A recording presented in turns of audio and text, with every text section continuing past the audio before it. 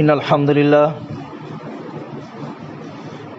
لله نحمده ونستعينه ونستغفره ونعوذ بالله من شرور أنفسنا ومن سيئات أعمالنا من يهدي الله فلا مضل له ومن يضلله فلا هادي له وأشهد أن لا إله إلا الله وحده لا شريك له وأشهد أن محمدا عبده ورسوله أما بعد فإن أصدق الحديث كتاب الله وخير الهدي هدي محمد صلى الله عليه وسلم وخير الأمور أوازمها وشر الأمور محدثاتها وكل محدثة بدعة وكل بدعة ضلالة وكل ضلالة في النار. أعوذ بالله من السميع العليم من الشيطان الرجيم من حمزه ونفخه ونفسه. بسم الله الرحمن الرحيم. يا أيها الذين آمنوا اتقوا الله حق تقاته ولا تموتن إلا وأنتم مسلمون. يا أيها الناس اتقوا ربكم الذي خلقكم من نفس واحدة وخلق منها زوجها وبث منهما رجالا كثيرا ونساء واتقوا الله الذي تساءلون به والأرحام إن الله كان عليكم رقيبا. يا أيها الذين آمنوا اتقوا الله وقولوا قولا سديدا يصلح لكم أعمالكم ويغفر لكم ذنوبكم ومن يطيع الله ورسوله فقد فاز فوزا عظيما. وقال في موضع آخر أعوذ بالله من الشيطان الرجيم من حمزه ونفخه ونفسه. بسم الله الرحمن الرحيم. يوصيكم الله في أولادكم للذكر مثل حظ الأنثيين. وقال النبي صلى الله عليه وسلم لا وصية لوارث.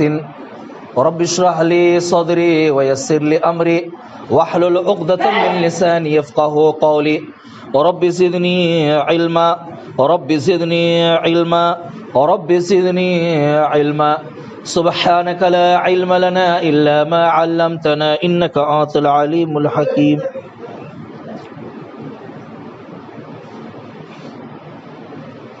اللہ رب العالمین کی حمد و ثنا کبریائی بڑائی بیان کرنا لائق و زبا ہے،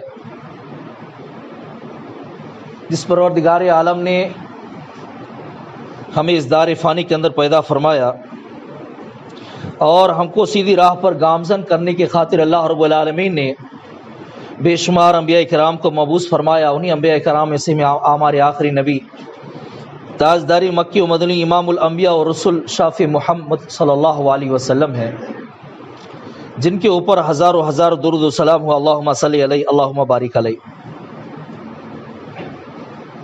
حضرات گرامی معزز سامعین، اصاغر و اکابر اور ہم عمر ساتھیوں، اس سے پہلے جمعہ جس عنوان کے تحت لب کشائی کی جا رہی تھی، اس عنوان میں دو چار باتیں رہ گئی تھی، دو چار مسئلے، اہم مسئلے رہ گئے تھے. آج کی اس خطبہ جمعہ میں مبارک خطبے کے اندر اسی مسئلے کی وضاحت بتلائی جائے گی، اس کی تفصیل بتلائی جائے گی. اس سے پہلے جمعہ آپ لوگوں کو یاد ہوگا کہ وراثت کے تعلق سے دو چار باتیں آپ لوگوں کے سامنے رکھی گئی تھیں، اور وراثت کی ابتدا کیسے ہوئی دین اسلام کے اندر. پہلے لوگ کیسے ایک دوسرے کے مال کو یا تو ترکہ کو ہڑپ لیا کرتے تھے، مال موروث کو کیسے ہڑپ لیا کرتے تھے ظلماً.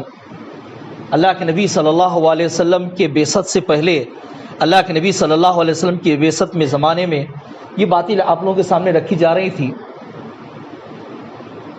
اللہ کے نبی صلی اللہ علیہ وسلم کے زمانے میں کس طریقے سے خاص کر کے بہنوں کے حقوق کو، بیوہ عورتوں کے حقوق کو، اور ایسی عورتیں جن کے شوہر مر جاتے تھے ان کے حقوق کو کیسے ہڑپ لیا کرتے تھے. اور آج کل بھی جس طریقے سے ہم اپنے ماحول اور معاشرے کے اندر دیکھتے ہیں کہ کیسے ایک انسان اپنے بہن کے حقوق کو، یا تو وہ عورت جن کے شوہر مر چکے ہیں اور اس بیوہ عورت نے دوسری جگہ شادی کر لی ہے، تو ان کے شوہر کا جو حصہ ہے وہ بھی ہڑپ لیا جا رہا ہے، کس طریقے سے اس زمانے میں ہڑپا جا رہا ہے، یہ باتیں آپ لوگوں کے سامنے رکھی جا رہی تھی۔ اور دین اسلام نے کیسے اس کا تدارک کیا تھا، کیسے اس کے اندر روک تھام لگائی تھی دین اسلام نے۔ اور اللہ کے نبی صلی اللہ علیہ وسلم کا دو زمانے کا دو واقعہ میں نے آپ لوگوں کے سامنے رکھا تھا، اور دو واقعے کے اندر کس طریقے سے یتیم بچوں کی اور بیوہ عورت کے اللہ کے نبی صلی اللہ علیہ وسلم نے وراثت میں، اور اللہ رب العالمین نے وراثت میں حصہ دلایا تھا، اس کے بارے میں تفصیل سے باتیں گزری تھی۔ آج کے درس میں اسی مسئلے کی تھوڑی بہت اور چیزیں جو مسائل ہیں ان کو بیان کیا جائے گا۔ سب سے پہلی تو یہ بات آپ جان لیں کہ کوئی آدمی اگر مر گیا تو اس کو مورث کہتے ہیں۔ اس نے جو اولاد چھوڑا ہے اس کو دین اسلام کے اندر علم فرائض میں اس کو وارث کہتے ہیں، اور جو اس نے مال چھوڑا ہے اس کو ترکہ کہتے ہیں، یا تو مال مورث بولتے ہیں یا تو مال موروث بولتے ہیں۔ یعنی کوئی آدمی اگر مر گیا تو مرنے والے کو مورث بولتے ہیں، اور جو مال اس نے چھوڑا ہے اس کو مال موروث بولتے ہیں، اور جو اولاد چھوڑا ہے یا تو آدمی اپنے باپ کو چھوڑا ہے یا ماں کو چھوڑا ہے تو اس کو وارث بولتے ہیں۔ اللہ کے نبی صلی اللہ علیہ وسلم کے زمانے میں جیسے کہ میں نے واقعے کے اندر بتلایا تھا کہ کوئی آدمی اگر مر جاتا، اگر اس کی اولاد رہتی، یتیم ہو جاتی، بیوی رہتی، تو اس کے مال کو ہڑپ لیا جاتا تھا، لیکن دین اسلام نے اس چیز کے اندر روک لگائی ہے۔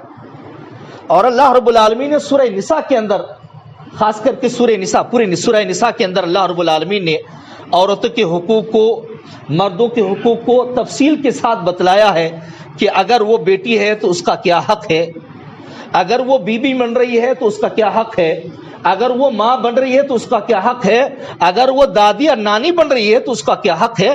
اللہ رب العالمین نے بالکل مکمل وضاحت کے ساتھ بتلایا ہے۔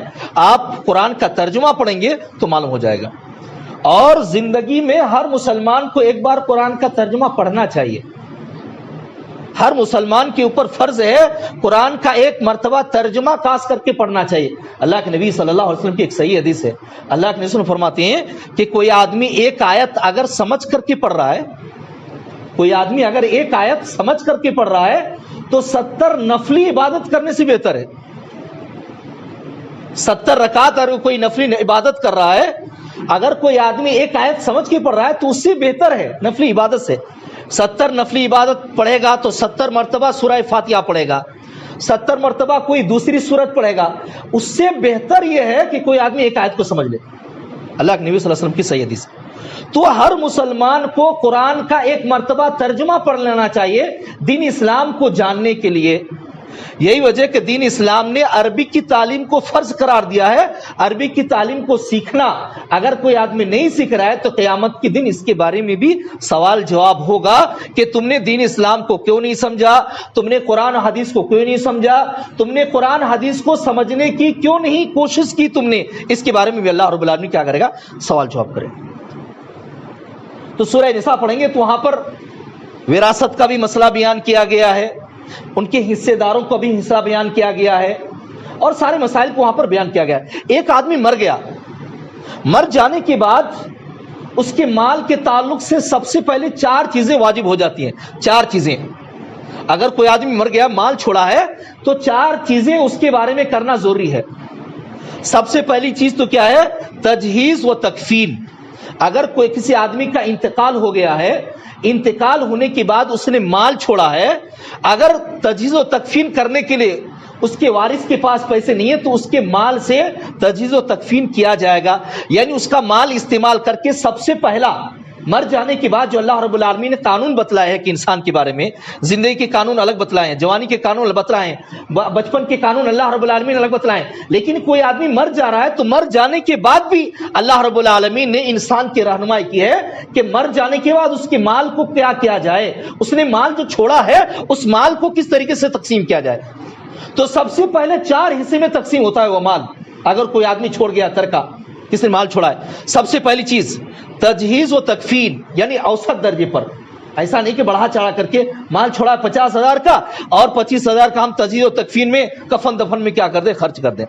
یعنی اعتدال کے ساتھ، بالکل ہی لاغر بھی نہیں، بالکل پھٹا ہوا بھی نہیں، اور بالکل کیا ہے ہائی کوالٹی کا، یعنی معتدل. سب سے پہلے اس کا انتظام کیا جائے گا تجہیز اور تکفین کا اس کے مال سے، پہلی چیز. دوسری چیز کیا ہے؟ قرض. اگر کوئی آدمی مر گیا ہے تو اس کے مال میں اگر اس نے قرض لیا ہے تو بعینہ ہی اگر اس کے پاس وہ قرض لیا تھا وہ چیز موجود ہے تو اس کے جو جس نے قرض دیا ہے اس کو لوٹا دیا جائے گا. اگر اس نے کوئی چیز ایسا قرض لیا ہے کہ اس کی قیمت دی جا سکتی ہے تو اس کے چھوڑے ہوئے مال سے قیمت دی جائے گی. یا تو اگر اس نے اللہ سے قرض لیا ہے، یعنی کوئی نظر مانی تھی کہ میں فلاں جگہ پر اتنا صدقہ کروں گا، یا تو اس نے نظر مانی تھی کہ فلاں مسجد میں اتنا مال دوں گا، فلاں مدرسے میں اتنا مال دوں گا، یتیم خانے میں اتنا مال دوں گا، اور اس کا انتقال ہو گیا تو اس کے چھوڑے ہوئے مال سے اس قرض کو پورا کیا جائے گا. تو سب سے پہلی چیز کیا ہے؟ تجہیز اور تکفین کی جائے گی اس کے مال سے. دوسری چیز کہ اگر اس نے قرض چھوڑا ہے تو اس کے قرض کو پورا کیا جائے گا. اگر اس آدمی نے اتنا مال چھوڑا ہے، مثال کے طور پر اس نے 50,000 چھوڑا ہے لیکن قرض 1 لاکھ کا ہے یا تو 75,000 کا ہے، تو جو مقروض یعنی مقروض جو ہے قرض لینے والے ہیں اس اعتبار سے اس کے مال کے اندر تقسیم کر کے جتنا جتنا قرض ہے اس اعتبار سے نکال کر کے اس کے قرض کو پھیڑا جائے گا. یہ دوسرا مسئلہ ہے. تیسری چیز کیا ہے کہ وصیت. اگر وہ آدمی مر گیا ہے، مرنے کے وقت میں اس نے وصیت کی ہے کہ میرے مال سے فلاں فلاں کو اتنا دے دینا ہے، میرے مال سے فلاں رشتہ دار کو اتنے دینا ہے، میرے مال سے فلاں آدمی کو میرے دوست کو اتنا دینا ہے، تو وصیت کا نفاذ کیا جائے گا. دیکھیں یہاں پر ترکہ کی کیسے تقسیم ہو رہی ہے، 4 حصے میں. سب سے پہلے ہو رہی ہے کیا ہے؟ تجہیز و تکفین. دوسری چیز بتلائی جا رہی ہے کہ اگر اس کے پاس قرض ہے تو قرض کو پورا کیا جائے گا اس کے مال سے. تیسری چیز بتلائی جا رہی ہے وصیت. اگر وصیت کی ہے اس نے جائز وصیت، ایک ہوتی ہے ناجائز وصیت بھی ہوتی ہے، جائز وصیت اگر اس نے کی ہے تو اس کا نفاذ ہوگا. اگر ناجائز وصیت کی ہے، مثال پر غلط کام نے اس نے کہا دیا ہے کہ میرے مرنے کے بعد اس کام میں لگا دینا ہے، فلم ہال بنانے میں لگا دینا ہے، یا تو غلط مندروں میں لگا دینا ہے، کہیں پر لگا دینا ہے، تو غلط اگر اس نے وصیت کی ہے پھر اس وصیت کی نفاذ نہیں ہوگی، اس وصیت کو کوئی اعتبار نہیں ہوگا.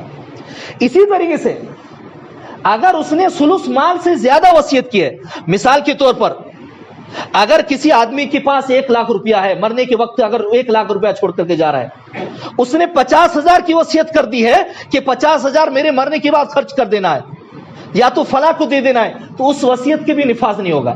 ثلث مال یعنی 1 لاکھ میں 3 حصہ کر کے جو 1 حصہ ہے اسی مال کی وصیت کر سکتا ہے وہ آدمی، جو مورث ہے اسی مال کی، مرنے والا ہے اسی مال کی وصیت کر سکتا ہے.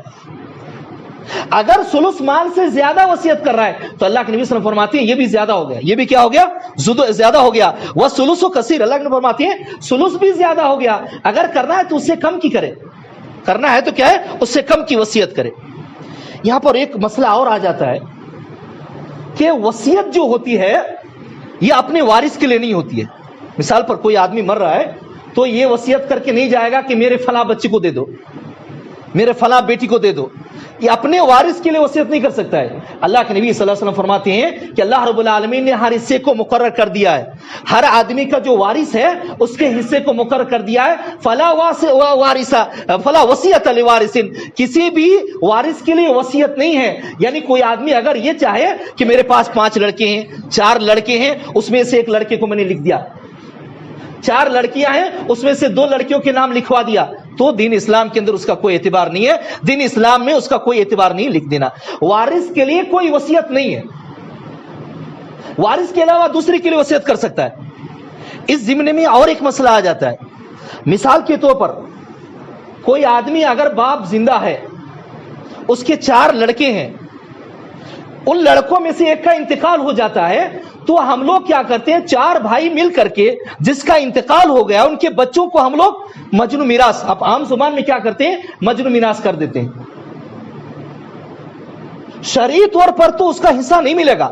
باپ کے مال میں اگر بیٹا مر گیا باپ کے رہتے ہوئے تو اس کے پوتوں کو نہیں ملے گا مطلب ان کے بیٹے کے موجود میں پوتے کو نہیں ملے گا. لیکن جو آدمی مر گیا ہے اس کا باپ ابھی زندہ ہے، یعنی لڑکے کا دادا زندہ ہے، تو وہ وصیت کر سکتا ہے اپنے پوتے کے لیے، اپنے پوتے کے لیے ثلث مال کی، یعنی 3 حصہ میں 1 حصے کی وہ وصیت کر سکتا ہے.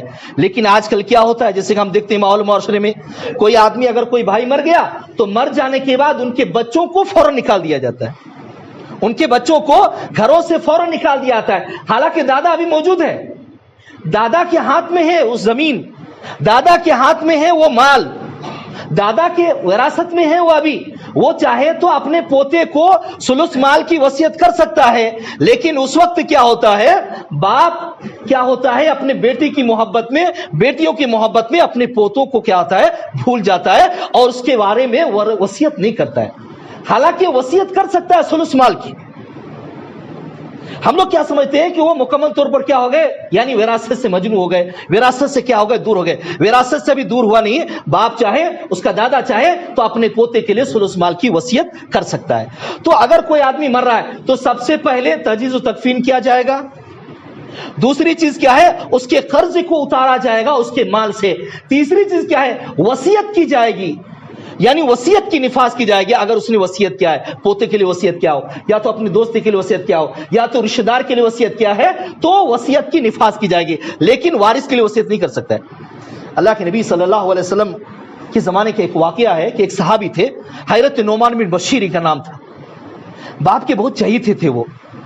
انہوں نے کیا سوچا کہ میں باپ ابھی زندہ ہے تو میں کچھ مال لکھوا لوں. باپ کے چہیتے تھے، انہوں نے سوچا کہ میں کچھ مال لکھوا لوں. چنانچہ اللہ کے نبی صلی اللہ علیہ وسلم کے پاس آئے دونوں باپ بیٹے، اور اللہ کے نبی صلی اللہ علیہ وسلم کے پاس آنے کے بعد کہا کہ اللہ کے نبی میں اس بچے کے نام پر فلاں باغ کر رہا ہوں، اللہ کے نبی آپ تھوڑا گواہ بن جائیے. اللہ کے نبی صلی اللہ علیہ وسلم نے فرمایا تمہارے کتنے بچے ہیں؟ کہا کہ فلاں فلاں فلاں میرے بچے ہیں. اللہ کے نبی نے کہا کیا تم نے ان لوگوں کے لیے بھی بتلایا ہے یا تو ان کے لیے بھی لکھوا رہے ہو؟ کہا کہ نہیں اللہ کے نبی میں صرف اس کے لیے لکھوا رہا ہوں. اللہ کے نبی صلی اللہ علیہ وسلم نے فرمایا کہ یہ ظلم ہے، یہ کیا ہے، ظلم ہے، اور میں اس کے اوپر گواہ نہیں رہ سکتا ہوں. تو معلوم یہ ہوا کہ وارث کے لیے وصیت اللہ کے نبی صلی اللہ علیہ وسلم نے منع فرمایا.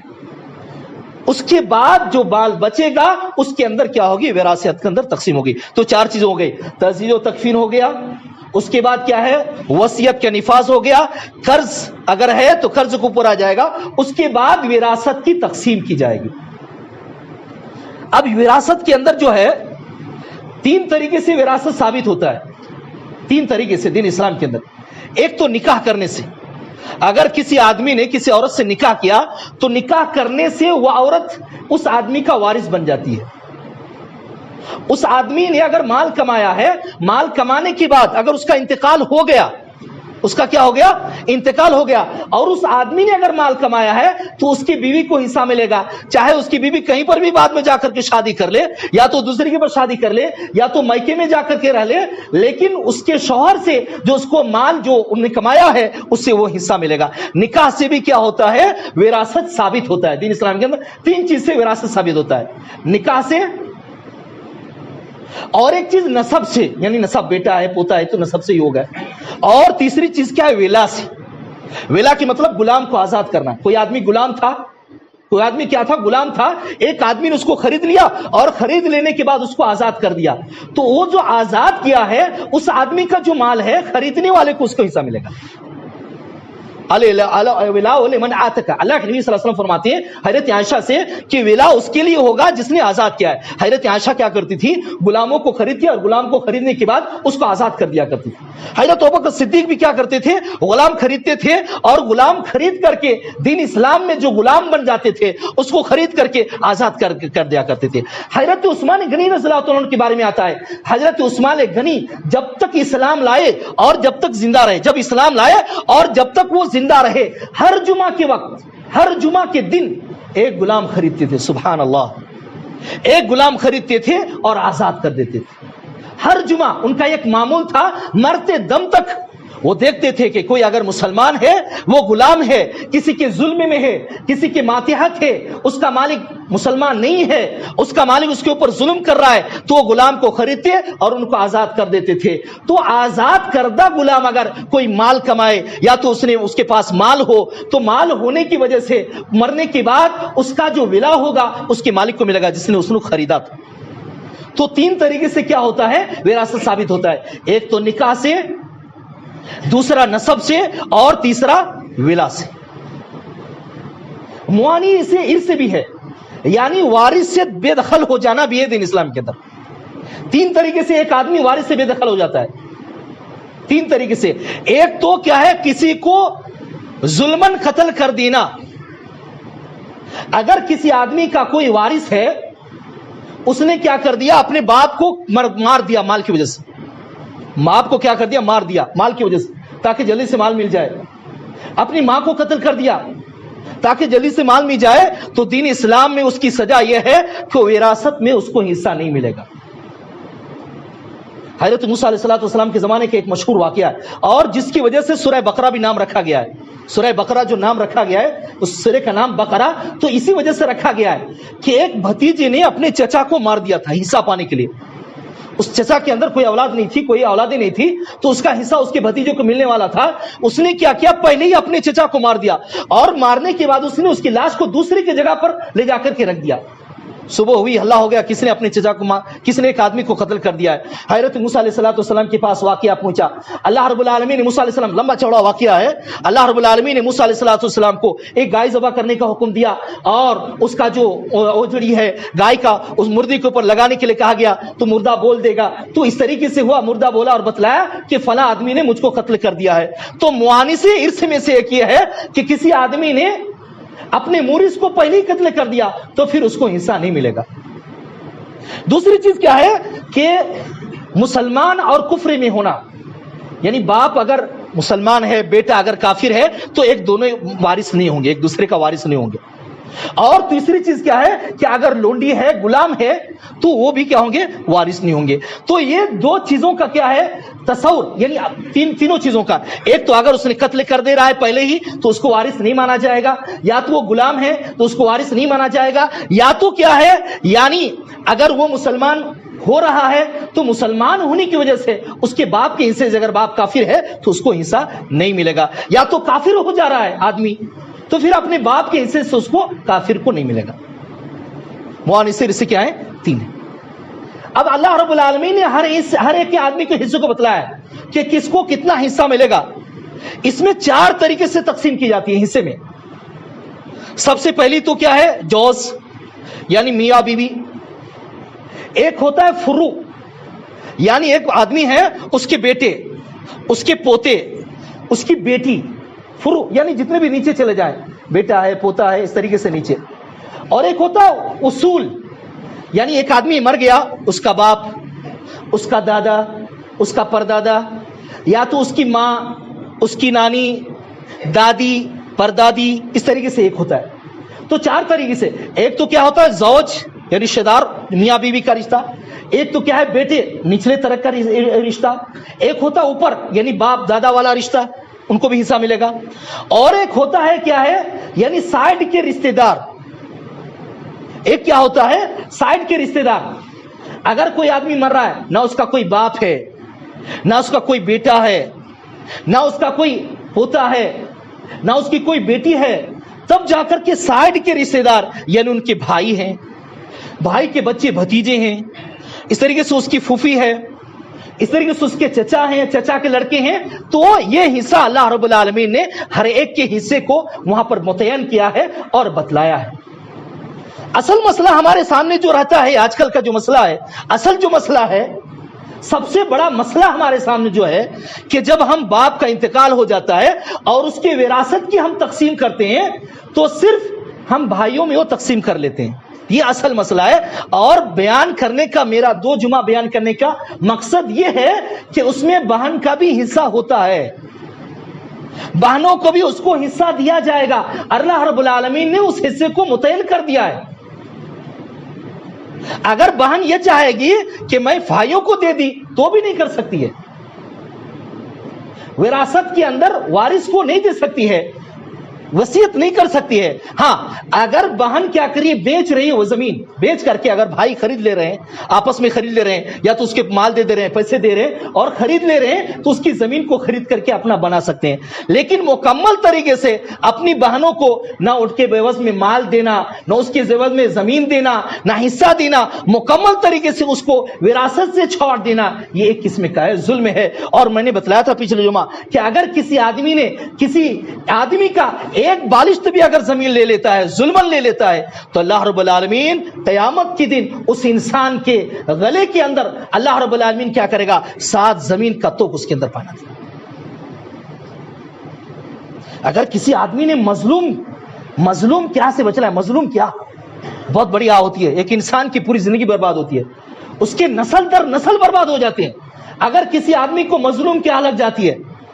مشہور واقعہ ہے, اللہ کے نبی صلی اللہ علیہ وسلم حضرت معاذ بن جبل رضی اللہ تعالیٰ عنہ یمن کی طرف بھیج رہے تھے دعوت و تبلیغ کے لیے.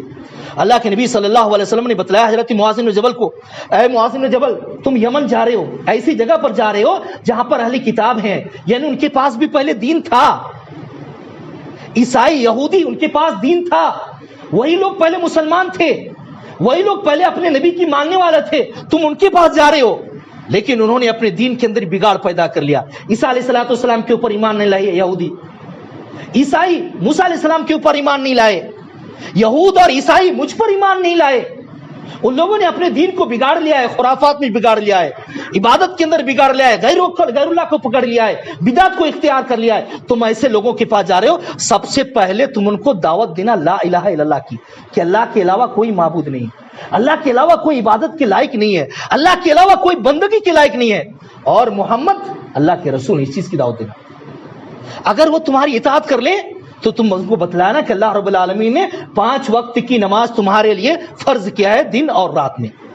اگر اس کی بھی اطاعت کر لیں تم ان کو بتلانا کہ تمہارے مال میں اللہ رب العالمین نے زکوٰۃ کو فرض کیا ہے کہ تمہارے مالداروں سے لیا جائے گا اور تمہارے فقراء پر تقسیم کیا جائے گا. اگر اس کی بھی اطاعت کر لیں تو اے معاذ بن جبل تم کیا کرنا, مال زکوٰۃ اٹھانے کے وقت اچھے مال کو چن کر کے نہیں لینا, اور مظلوم کی آہ سے بچنا. اللہ کے نبی فرماتے ہیں واتقی دعوت المظلوم, اے معاذ بن جبل تم مظلوم کی دعوت سے بچنا, اس کی پکار سے بچنا, اس کی بد دعا سے بچنا. تم اس کے اوپر ظلم کرو گے, اس کا مال لے کر کے, اس کا مال ہڑپ کر کے ظلم کرو گے, اس کی آہ پکار جب نکلے گی تو حضرت اللہ کے نبی صلی اللہ علیہ وسلم فرماتے ہیں واتقی دعوت المظلوم, اے معاذ بن جبل تم مظلوم کی دعوت سے بچنا. فإن اللہ لیس بینہا وبین اللہ حجاب, اس لیے کہ جب مظلوم کی آہ نکلتی ہے, اس کی زبان سے جب پکار نکلتی ہے, جب دعا نکلتی ہے, ظالم کے لیے دعا نکلتی ہے, تو اللہ رب العالمین کے علاوہ اور اس دعا کے علاوہ کوئی آر نہیں ہوتا ہے, اس دعا کو روکنے کے لیے کوئی آر نہیں ہوتا ہے. تو ظلم ایک ایسی چیز ہے, یا تو مال کو ہڑپ لینا, غصب کر لینا, چوری کر لینا, ایک ایسی چیز ہے کہ اللہ کے نبی صلی اللہ علیہ وسلم کے زمانے کا واقعہ ہے, مشہور واقعہ ہے. حضرت ایک صحابی تھے, کرکرا صحابی کا نام تھا, اللہ کے نبی صلی اللہ علیہ وسلم کی مال کی حفاظت کرتے تھے. جب ان کا انتقال ہو گیا تو اللہ کے نبی صلی اللہ علیہ وسلم نے فرمایا کہ وہ جہنم میں ہے. اللہ کے نبی کیا فرمایا صحابی کے بارے میں کہ وہ جہنم میں ہے. تو صحابہ کرام کو حیرانی لگی, کیا وجہ ہے, یہ تو حفاظت کرتے تھے مال کی, اللہ کے نبی کی مال غنیمت کی حفاظت کرتے تھے, کیا وجہ ہے کہ جہنم میں ہے. جب ان کے بارے میں چھان بین کی گئی, پتہ لگایا گیا, تو معلوم ہوا کہ انہوں نے ایک چادر چرا لی تھی مال غنیمت سے, ایک مال غنیمت سے چادر چرا لی تھی, معمولی چادر. اللہ کے نبی صلی اللہ علیہ وسلم نے فرمایا کہ اس چادر چرانے کی وجہ سے وہ جہنم کے اندر چلے گا. نعوذ باللہ من ذالک. آج ہم کیا کرتے ہیں, ایک دوسرے کے مال کو ہڑپ کو کھانے کے لیے, ایک دوسرے کے مال پر ڈاکہ ڈالنے کے لیے ہم آگے رہتے ہیں, ایک قدم آگے رہتے ہیں, ان کے اوپر ظلم کرنے کے لیے ایک قدم کیا رہتے ہیں, آگے رہتے ہیں. اللہ کے نبی صلی اللہ علیہ وسلم نے یہاں تک کہ مثال دی ہے کہ کوئی آدمی اگر کسی کا مال کھا رہا جھوٹی قسم کے ساتھ, اگر کسی آدمی مال کھا رہا جھوٹی قسم کے ساتھ, تو اللہ کے نبی فرماتے ہیں کہ اللہ رب العالمین اس کے اوپر جنت کو حرام کر دیتا ہے اور جہنم کے اندر اس کو داخل کر دیتا ہے. صحابہ کرام کو تعجب ہوا, صحابہ کرام پوچھنے لگے کہ اللہ کے نبی کیا معمولی چیز بھی؟ تو اللہ کے نبی نے اشارہ کر کے بتلایا اگرچہ وہ ایک پیلو کا درخت جس میں مسواک کرتے تھے صحابہ کرام، پیلو کے درخت کی اگر ایک ٹہنی بھی ہے، ایک ساکھ بھی ہے، اگر کسی آدمی نے جھوٹی قسم کے ساتھ اگر لے لیا ہے تو اللہ رب العالمین اس آدمی کو بھی جہنم میں ڈالے گا۔ کتنا بڑا ظلم ہے، کتنا بڑا جرم ہے کسی کے اوپر ظلم کرنا اور ظلم سے اس کے مال کو کھا لینا، اس کی وراثت کے حصے کو نہیں دینا، یا تو اس کا جو حصہ ہے وہ حصہ ہم کو کھا جانا، یا تو اس کے حصے کو نہ دینا۔ کتنا بڑا دین اسلام کے اندر جرم بتلایا گیا ہے۔ اللہ رب